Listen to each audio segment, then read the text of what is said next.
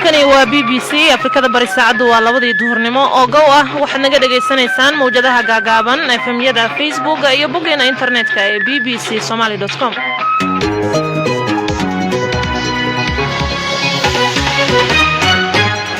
wanaagsan dhegeystayaal waa duhurnimo axad ah bisha Abriil ay tahay 18 sanadka 2021 idaacadan duhurnimona waxay idin soo jeedinaysaa anigoo ah Kawthar Maxamed Cabdullaahi qodobada aad ku maqli doontaan waxa kamid ah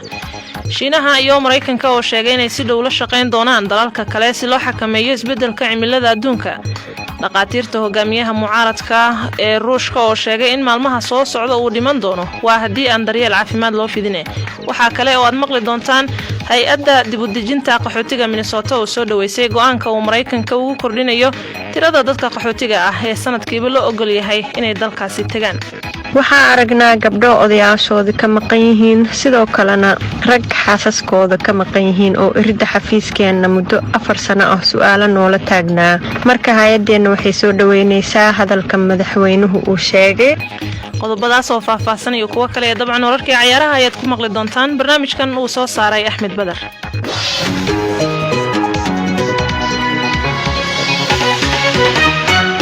balse waxaa intaas oo dhan ka horeynaya wararka caalamka ee BBC-da waxaana u diyaara Cabdiqaadir Yuusuf Cali mahadsanid Kawsar xukuumadaha Washington iyo Beijing ayaa sheegay inay warbixin ka soo saarayaan sida ay uga go'an tahay inay si degdeg ah wax uga qabtaan inkastoo ay horay u jireen isfahamwa ku aadan isbedelka cimilada ee labada dal labaduba waxay sheegeen inay sare u qaadi doonaan dadaalada lagu yareynayo qiiqa warshadaha ee wadamada horumaray ka caawin doonaan sidii ay uga wareegi lahaayeen isticmaalka tamarta dabiiciga ah Czech Republic ayaa sameynaysa xulafo kala howlgasho baaritaanka la xiriira weerarkii khatarta ah ee ka dhacay goob hubka lagu keydiyo weerarka oo dhacay sanadkii 2014 ayaa waxaa looga shakiyay inuu Ruushka ku lug lahaa ragga la rumaysan yahay inay weerarka geysteen ayaa sidoo kale la xiriiriyay isku day la doonayay in lagu sameeyo sarkaal hore uga tirsanaa sirdoonka Ruushka 4 sanadood ka hor Jarmalka ayaa xusaya dhibanayaashii uu halakeeyay fayraska corona madaxweyne Frank Walter Steinmeier ayaa sheegay in qaranka uu baahan yahay inuu sagootin sharaf leh u sameeyo kuwa naftooda ku waayay fayraska corona xuska ayaa waxaa lagu qabtay kaniisadda Kaiser Wilhelm ee Berlin xaaladuna sidan ayay ahayd markii la furayay xuska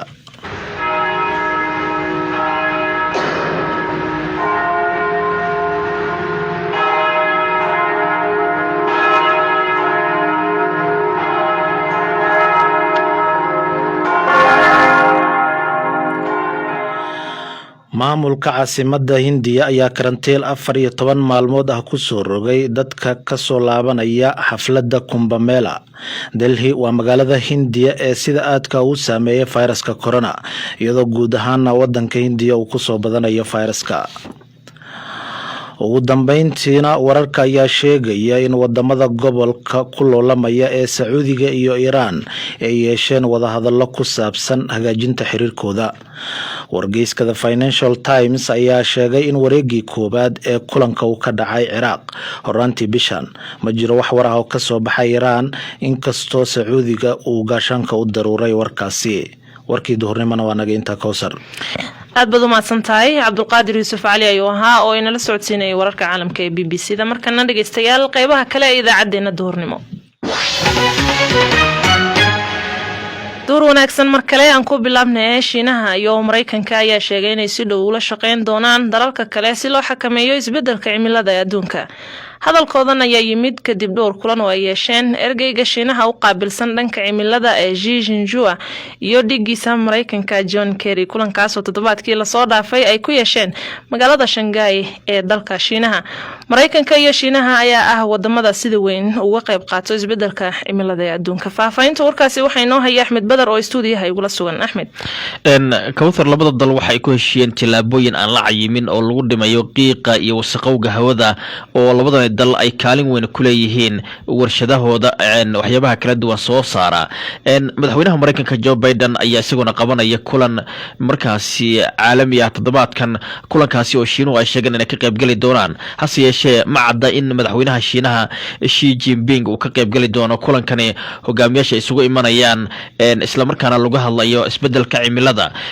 Ergeyga u qaabilsan Mareykanka dhanka isbedelka cimilada John Kerry ayaa wada hadallo waxa uu la yeeshay dhigiisa dalkaasi Shiinaha, waxayna ka wada hadleen arrimo ku saabsan dhanka isbedelka cimilada iyo sidii loo dhimi lahaa qiiqa hawada markaasi isagu markaasi warshadaha ay u tuuraan. waxa uu sheegay Kerry in Shiinaha ay aqoonsadeen muhiimadda ay leedahay in isbedelka cimilada markaasi lala dagaalamo. sidoo kale waxa uu sheegay in labada dal ay ka wada shaqeyn doonaan sidii ay markaasi isbedelka cimilada wax uga qaban lahaayeen. The United States and China will work together to address the climate crisis. Mareykanka iyo Shiinaha ayaa iska kaashan doona wax ka qabashada dhibaatada cimilada. Waxaan u malaynayaa in tani ay tahay markii ugu horeysay oo Shiinuhu uu ku biiro isagoo sheegaya in arrintani ay dhibaato tahay. I think this is the first time China has joined in saying it's a crisis. Kawthar sidoo kale labada dal waxay ku heshiiyeen sidii sare loogu qaadi lahaa gargaarka la siiyo ama caawinta laga caawiyo arrimahan isbedelka cimilada dalalka iyagu markaasi soo koraya oo ugu dhowdu saameyn ku yeeshay isbedelka cimilada. marka guud ahaan labada dal waxa ay ballan qaadeen in arrintani ay ka wada shaqeyn doonaan. waa tahay aad buu u mahadsan yahay Axmed Badar oo inala socodsiinay faafaynta warkaasi. markana dhaqaatiirta hogaamiyaha mucaaradka Ruushka Alexei Navalny ayaa sheegay in maalmaha soo socda uu dhiman doono waa haddii aan daryeel caafimaad loo fidin. dhaqaatiirta ayaa sheegay in baaritaankii dhiigga ee dhowaan laga qaaday uu muujinayo in laga yaabo in dhibaatooyinka wadnaha ah ay la soo darsaan amaba ay keliyuhu fariistaan. faafaynta warkaasi waxay noo haysaa Faadimo Macalabukar. Alexei Navalny ayaa cuntada ka sooman muddo 18 maalmood ah isagoo dalbanaya in laga daweeyo xanuun daran oo dhabarka ah iyo suuxdinta lugaha. ninkan oo aad u dhaliila madaxweynaha Ruushka Vladimir Putin ayaa la xiray bishii February ee sanadkan isagoo loo haysto eedeymo hore oo musuqmaasuq. 4 dhaqaatiir oo ku jira dhakhtarkiisa gaarka ah Anastasia Vasilyeva ayaa warqad u qoray saraakiisha xabsiga iyagoo weydiisanaya inay si degdeg ah ula kulmaan. warqadda oo Dr. Vasilyeva soo dhigay barta Twitter-ka ayaa khubaradu waxa ay ku sheegeen in xaaladda Alexei Navalny ay aad halis u tahay. dhaqaatiirta ayaa ugu baaqay saraakiisha xabsiga inay u ogolaadaan inay degdeg u baaraan Navalny iyagoo xisaabta ku darsanaya bay yiraahdeen baaritaanadii dhiigga iyo sumeyntii dhowaan loo geystay. Gary Kasparov oo mucaaradka u dhaqdhaqaaqa ayaa BBC-da u sheegay inaysan ahayn in dowladaha galbeedka ay dhayeelsadaan khatarta uu ku jiro Mr. Navalny. Putin is a killer. He tried to kill Navalny last year, and now Putin feels like he can finish the job. Putin waa dilaa waxa uu isku dayay in Navalny sanadka aynu soo dhaafno uu dilo. hadda Putin waxa uu dareemayaa inuu shaqadaasi dhammaystiri karo. wuxuu xukunka hayay 12 sano. waxa uu saxiixay sharci u ogolaanaya in inta uu nool yahay oo xilka hayo waa keligii taliye. Allow him to stay in power for the rest of his life. He is a dictator. Alexei Navalny 44 jir ah ayaa geeri ku dhawaaday bishii Agoosto sanadkii 2020 kadib markii lagu sameeyay sunta neerfaha waxyeeleysa ee Novichok. wuxuu madaxweyne Vladimir Putin ku eedeeyaa inuu amray sumeyntiisa taasoo xukuumadda Kremlin ay beeniso. xaaska Navalny Yulia ayaa sheegtay in miisaanka saygeeda uu haatan yahay 76 kiilo iyadoo 9 kiilo ay ka dhacday tan iyo intii uu raashinka ka soomay. Alexander Boluban oo kamid ah dhaqaatiirtii daweysay markii Navalny la sumeeyay ayaa waxa uu markaasi baraha bulshada soo dhigay natiijada baaritaankiisa dhiigga wuxuuna sheegay in natiijadu ay muujinayso inuu u baahan yahay daryeel caafimaad oo degdeg ah. sidoo kale ilaa 70 qoraa farshaxaniistayaal iyo aqoon-yahano caan ah ayaa ku biiray baaqa ah in wax laga qabto xaaladda Navalny kuwaas oo saxiixay warqadda ay madaxweyne Putin ugu baaqayaan in la hubiyo Navalny inuu helo daryeel caafimaad oo ku filan. madaxweynaha Mareykanka Joe Biden ayaa shalay wariyaasha u sheegay in daweynta caafimaad ee Navalny ay tahay markaasi mid cadaalad darro ah oo aanan habboonayn in sidaas lagu sameeyo. bishii March sirdoonka Mareykanka ayaa sheegay in dowladda Ruushka ay ka dambeyso sumeyntii loo geystay Navalny. maamulka Biden ayaa cunaqabateyn ku soo rogay saraakiil sare oo Ruush ah haatanna Moscow ayaa sidaasi si la mid ah sameynaysa iyadoo markaasi ka argoosanaysa Mareykanka. Navalny ayaa sheegay inuu la ildaran yahay xanuun dhanka dhabarka iyo lugta midig oo suuxsan horaantii bishan. waxa uu sidoo kale la ildarnaa qufac daran iyo qandho zaa'id ah waxaana la geeyay xarun xabsiga ku taalo oo dadka xanuunsan la geeyo. maamulka xabsiga ee Ruushka ayaa sheegay inuu diiday in dhaqaatiirtooda ay daweeyaan. qareenada Navalny oo xabsiga ku booqanayay ayaa sheegay inaysan wax dhaqaatiir ah joogin xabsiga. aad iyo aad ay u mahadsan tahay Faadumo Macalin Abuukar oo faafaynta warkaasi inala socodsiinaysay. weli halkaan nagala socotaan waa laanta af Soomaaliga ee BBC-da. BBC waxaad ka heli kartaa wararkii ugu dambeeyay ee Soomaaliya iyo caalamka oo dhan maalin walba. waa tahay markana aqalka caad ee Mareykanka looga arrimiyo ayaa dib u eegay go'aanka qaxootiga ee dalkaasi. madaxweynihii hore ee Mareykanka Donald Trump ayaa hore u sheegay in 15,000 oo qof oo qaxooti ah loo ogolaanayo dalkaasi Mareykanka, balse hore ayuu Biden u ballan qaaday in 65,000 laga dhigayo tiradaasi. waxaase la filayaa in bisha dambe tiradaasi la kordhin doono xilligaas oo ah marka la filayo in la shaaciyo tirada rasmiga ah ee qaxootiga loo ogol yahay wadanka Mareykanka. haddaba waxa keenay korarkaasi iyo sida ay u arkaan Soomaalida Mareykanka arintaasi waxaa warbixintan ku eegaya wariye Siyaad Saciid Saalax. madaxweyne Joe Biden waxaa si kulul u dhaleeceeyay kooxo u ololeeya qaxootiga iyo qaar ka mid ah dimuqraadiyiinta Koongareeska iyagoo u arka inuu jabinayo ballanqaadkiisii ahaa inuu kordhin doono tirada qaxootiga. Joe Biden ayaa arrintan ku galay ololihiisii doorashada ee sanadkii hore inuu kordhin doono tirada soo galootiga ee dalkan Mareykanka yimaada. Senator Bob Menendez oo dimuqraadiga ka soo gala gobolka New Jersey ahna gudoomiyaha guddiga xiriirka dibadda ee sanadka ayaa bayaan ugu sheegay Biden ku guuldareysiga inaad soo saarto go'aan cusub waxay wiiqaysaa wixii aad rabtay oo la cadeeyay oo ah inaad ka laabato siyaasadihii ka horeeyay ee qaxootiga. xildhibaanada Koongareeska ee aadka u dhaleeceeyay Biden waxaa ka mid ah Ilhaan Cumar oo dimuqraadiga Minnesota ka soo gasha waxayna ku tilmaamtay go'aan la'aanta Biden mid laga xishoodo. halka xildhibaanad Barmila Jaybold oo Washington ay sheegtay inay tani tahay masiibo. markaa kadib ayaa aqalka cad sheegay in madaxweyne Biden uu kordhin doono tirada qaxootiga ee dalkan. eedaha iyo culayska Biden soo food saaray ayaan wax ka weydiiyay Cabdiwaaxid Qalinleh oo ah qareen degan gobolka Minnesota. wiigan gudihiisa ayuu haddana ku dhawaaqay in uu duruufo jira awgeed uu arintii ka laabtay oo uu Trump go'aankiisii mid lamida uu ka gaarayo oo 15,000 oo kaliya uu ku soo koobayo. isla markiiba culays badan baa soo fuulay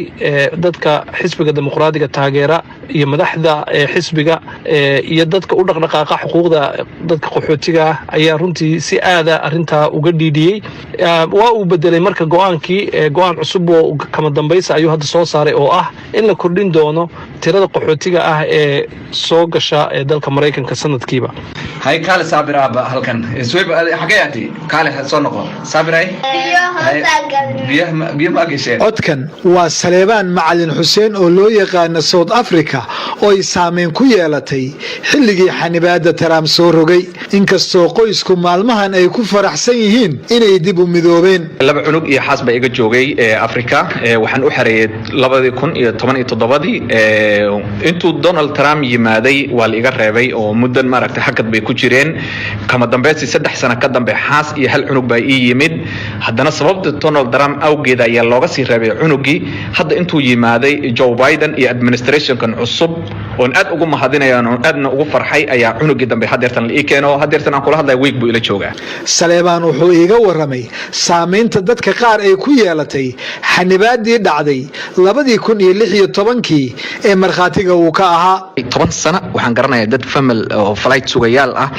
oo uu maalinkay soo bixi lahaayeen Donald Trump uu yimid uu baankii ku rogay dadkii trauma bay qaadeen xanuuno bay qaadeen shock bay ka qaadeen dad badan oo waalanayaan garanayo hadda maskaxiyan baataan hadda maaragtay u fiyoobeen sababtoo ah waxay 10 sano ku soo daalayeen maalinkii gabagabada iyo flightooda uu dhameystirmay garoonka ay imaadeen ba dib loo celiyay waad garan kartaa adigu Afrika qofka jooga garan karaaye markay xaggan dadka u soo socdaan marka 10 sano waxay beerayeen ay sugayeen ay xaraq qaxooti u joogeen yaa markii ugu dambeysay laga kansalay marka dadkii trauma ku wada dhacay xanuunaha ku dhacay waa dhibaato aad u badan baday ahayd anaga ka community ahaan ama ka shakhsi ahaanba waan dareemay ilaan aniga way ugu dhacay Ifraax Cabdullaahi oo ka shaqeysa hay'adda dib u dejinta bulshada Soomaaliyeed ee Minnesota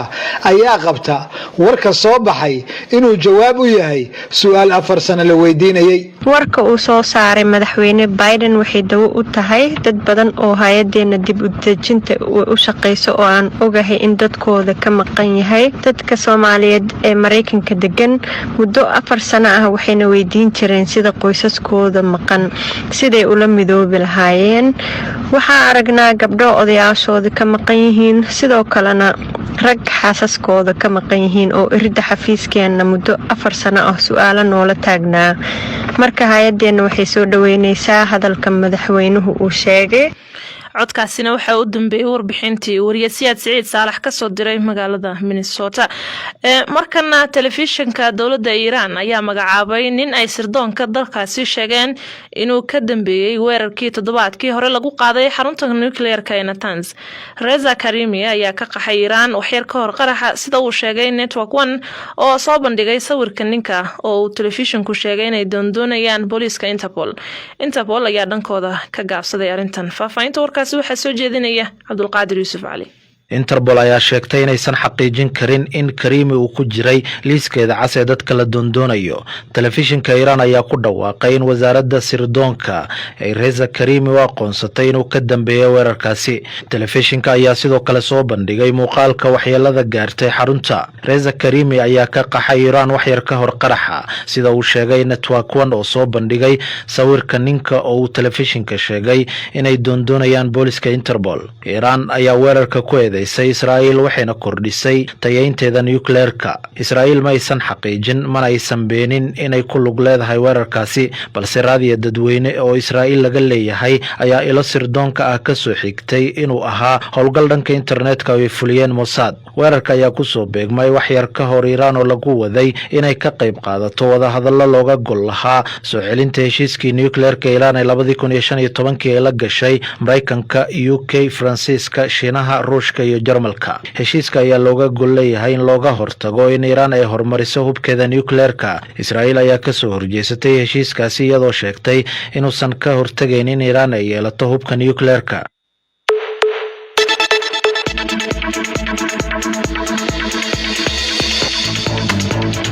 Ka dhagaysa BBC Somali mobile-kaaga raadiyaha iyo online-ka bbcsomali.com.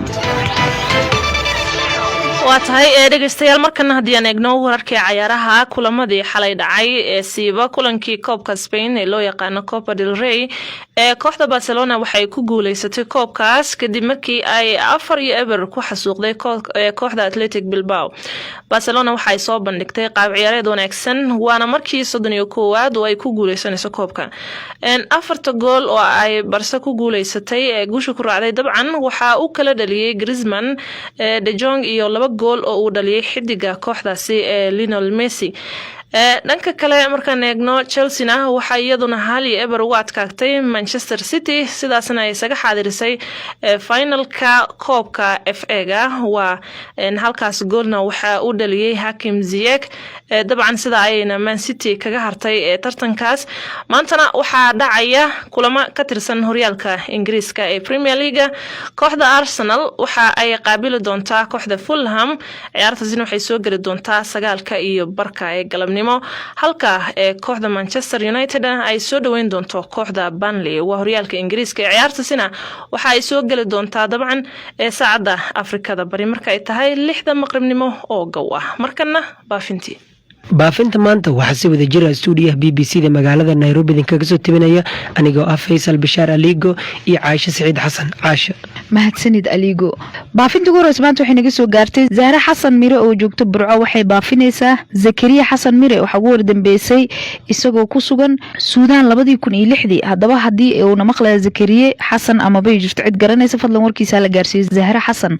ayadoo wixii waraa loo sii marin karo xafiiska baafinta bisha cas ee ku leedahay burco. mahdi maxamuud rooble oo jooga boorame waxa uu baafinayaa kaltuun maxamuud daahir waxaa ugu wardambeysay iyadoo ku sugan ethoobiya sanadii 2006. haddaba haddii ayna maqlayso kaltuun maxamuud daahir amaba ay jirto cid garanayso fadlan warkeeda ha la gaarsiiyo mahdi maxamuud rooble iyadoo wixii waraa loo sii marsiin karo xafiiska baafinta bisha cas ay ku leedahay boorame. kinsi diiriye oo joogto boorame waxay baafinaysaa kiin diiriye cabdirashiid waxaa ugu wardambeysay iyadoo ku sugan etoobiya 2002. haddaba haddii ayna maqlayso kiin diiriye amaba ay jirto cid garanaysa fadlan warkeeda ha la gaarsiiyo kinsi diiriye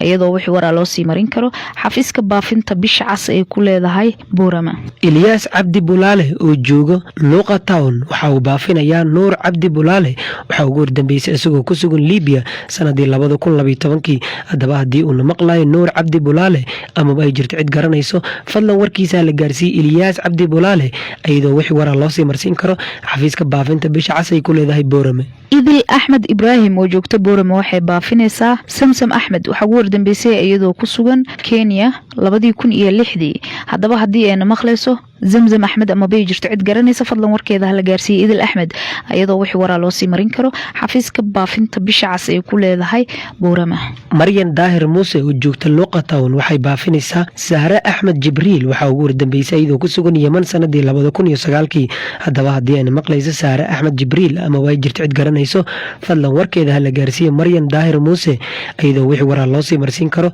xafiiska baafinta bisha cas ay ku leedahay boorame. saado aadan ciise oo joogto boorama waxay baafinaysaa nuuro aadan ciise waxaa ugu wardambeysay iyadoo ku sugan sacuudiga 2004. haddaba haddii ayna maqlayso nuuro aadan amaba ay jirto cid garanaysa fadlan warkeeda ha la gaarsiiyo saado aadan iyadoo wixii waraa loo sii marin karo xafiiska baafinta bisha cas ee ku leedahay burco. saalax cabdi yuunis oo jooga luuqa village waxa uu baafinayaa leyle cabdi yuunis waxaa ugu wardambeysay iyadoo ku sugan libiya sanadii 2012. haddaba haddii ayna maqlayso leyle cabdi yuunis amaba ay jirto cid garanayso fadlan warkeeda ha la gaarsiiyo saalax cabdi yuunis iyadoo wixii waraa loo sii marsiin karo xafiiska baafinta bisha cas ay ku leedahay boorame. raxmo yuusuf oo joogto boorame waxay baafinaysaa fayze yuusuf caydiid waxaa ugu wardambeysay iyadoo ku sugan libiya 2002. haddaba haddii ayna maqlayso fayze yuusuf amaba ay jirto cid garanaysa fadlan warkeeda ha la gaarsiiyo raxmo yuusuf iyadoo wixii waraa loo sii marin karo xafiiska baafinta bisha cas ay ku leedahay boorame. shiine aadan micaad oo joogo saba wanaag waxa uu baafinayaa dadka kale ah aamina aadan micaad iyo jamiila aadan micaad waxaa ugu wardambeysay ayagoo ku kala sugan talyaaniga iyo suudaan sanadii 2015. haddaba haddii ayna maqlayaan aamina aadan micaad iyo jamiila aadan micaad fadlan warkooda ha la gaarsiiyo shiine aadan micaad iyadoo wixii waraa loo sii marsiin karo xafiiska baafinta bisha cas ay ku leedahay boorame. cadayaan cabdiqaadir maxamed oo joogto boorame waxay baafinaysaa shukri cabdiqaadir waxaa ugu wardambeysay iyadoo ku sugan jabuuti 2000. haddaba haddii ayna maqlayso shukri cabdiqaadir amaba ay jirto cid garanaysa fadlan warkeeda ha la gaarsiiyo ayaan cabdiqaadir iyadoo wixii waraa loo sii marin karo xafiiska baafinta bisha cas ay ku leedahay boorame. axmed cusmaan daahir oo jooga ceel sheekh luuqa waxa uu baafinayaa jaamac cusmaan daahir waxaa ugu wardambeysay isagoo ku sugan dalka ethoobiya sanadii 2005. haddaba haddii uuna maqlay jaamac cusmaan daahir amaba ay jirto cid garanayso fadlan warkiisa ha la gaarsiiyey axmed cusmaan daahir iyadoo wixii waraa loo sii marsiin karo xafiiska baafinta bisha cas ay ku leedahay boorame. jamiilo kayse oo joogto boorame waxay baafinaysaa hinda kayse waxaa ugu wardambeysay iyadoo ku sugan itaaliya 2004. haddaba haddii ayna maqlayso hinda kayse amaba ay jirto cid garanaysa fadlan warkeeda ha la gaarsiiyo jamiila kayse iyadoo wixii waraa loo sii marin karo xafiiska baafinta bisha cas ay ku leedahay boorama. ifrax daahir bile oo joogta ceel sheekh waxay baafinaysaa muna axmed jaamac waxaa ugu wardambeysay iyadoo ku sugan dalka eriteria sanadii 2014. haddaba haddii ayna maqlayso muna axmed jaamac amaba ay jirto cid garanayso fadlan warkeeda ha la gaarsiiyo ifrax daahir bile iyadoo wixii waraa loo sii marsiin karo xafiiska baafinta bisha cas ay ku leedahay boorama. qadra jaamac axmed oo joogta boorama waxay baafinaysaa nuura jaamac axmed waxaa ugu wardambeysay iyadoo ku sugan liibi 2008 haddaba haddii ayna maqlayso nuura jaamac amabay jirto cid garanaysa fadlan warkeeda hala gaarsiiya khadra jaamac iyadoo wixii waraa loo sii marin karo xafiiska baafinta bisha cas ee ku leedahay boorama. xasan ciise cali oo joogo hargeysa waxa uu baafinayaa maxamed xasan ciise waxaa ugu wardambeysay isagoo ku sugan cumaan sanadii 2018 haddaba haddii uuna maqlayo maxamed xasan ciise amaba ay jirto cid garanayso fadlan warkiisa la gaarsiiyey xasan ciise cali iyadoo wixii waraa loo sii marsiin karo xafiiska baafinta bisha cas ay ku leedahay hargeysa. naciimo haaruun oo joogto burco waxay baafinaysaa farculus xaaruun waxaa ugu wardambeysay iyadoo ku sugan kenya 2008 haddaba haddii ayna maqlayso farculus amaba jirto cid garanaysa fadlan warkeeda la gaarsiiyo naciimo haaruun iyadoo wixii waraa loo sii marin karo xafiiska baafinta bisha cas ay ku leedahay burco. cali cabdi fiite oo joogo jarmalka waxa uu baafinayaa maxamed yaasiin xayle maxamed canjeex waxaa ugu wardambeysay isagoo ku sugan hargeysa sanadii 1994 haddaba haddii uuna maqlayo maxamed canjeex amaba ay jirto cid garanayso fadlan warkiisa la gaarsiiyo cali cabdi fiite iyadoo wixii waraa loo sii marsiin karo xafiiska baafinta bisha cas ay ku leedahay hargeysa ama uu telefoonka nambarkiisa uu yahay 25263431 amran guuleed cabdi oo joogto boorama waxay baafinaysaa roodo guuleed waxaa ugu wardambeysay iyadoo ku sugan dalka ingiriiska 2010 haddaba haddii ayna maqlayso roodo guuleed amabay jirto cid garanaysa fadlan warkeeda hala gaarsiiyo amran guuleed iyadoo wixii waraa loo sii marin karo xafiiska baafinta bisha cas ay ku leedahay burco. aadan jaamac bashiir oo jooga laascaanood waxa uu baafinayaa faarax jaamac bashiir waxaa ugu wardambeysay isagoo ku sugan liibiya sanadii 2010 haddaba haddii uuna maqlayo faarax jaamac bashiir amaba ay jirto cid garanayso fadlan warkiisa hala gaarsiiyo aadan jaamac bashiir iyadoo wixii waraa loo sii marsiin karo xafiiska baafinta bisha cas ay ku leedahay laascaanood. sacdiyo xuseen aadan oo joogto burco waxay baafinaysaa nasro xuseen aadan waxaa ugu wardambeysay iyadoo ku sugan yaman haddaba haddii ayna maqlayso nasro xuseen amabay jirto cid garanaysa fadlan warkeeda la gaarsiiyo sacdiyo xuseen iyadoo wixii waraa loo sii marin karo xafiiska baafinta bisha cas ay ku leedahay burco. xaawo yuusuf daahir oo joogta laascaanood waxay baafinaysaa